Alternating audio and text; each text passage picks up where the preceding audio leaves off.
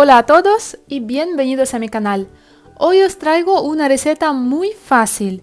Vamos a preparar pollo a la cerveza. Los ingredientes que vamos a necesitar son los siguientes.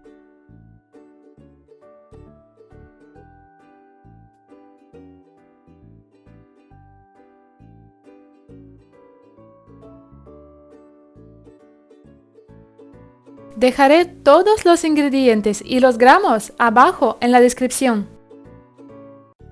Vamos a preparar el marinado para el pollo. Para ello mezclaremos bien todos los ingredientes.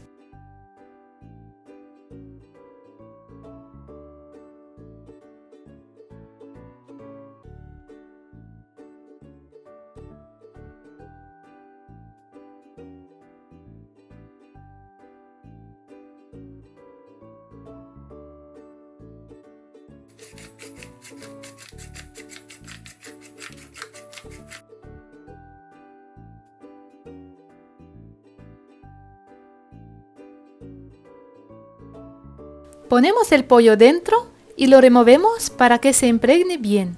Y dejamos reposar en la nevera durante unas 4 horas.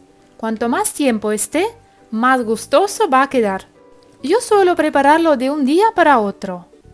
Y lo dejo en la nevera de 8 a 12 horas. De esta manera el pollo coge muchísimo sabor. En mi caso han pasado 12 horas. Retiramos el pollo del marinado y lo secamos con el papel.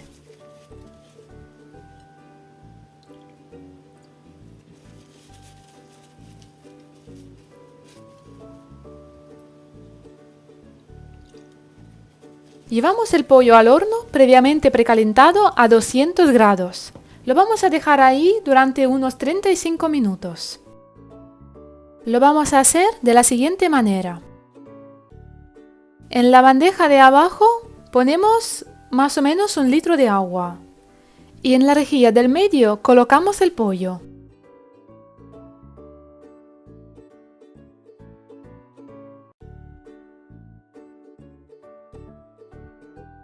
Preparado de esta manera, el pollo queda muy jugoso y muy aromático. Espero que os guste y os animéis a hacerlo. Gracias por estar este rato conmigo y hasta la próxima receta.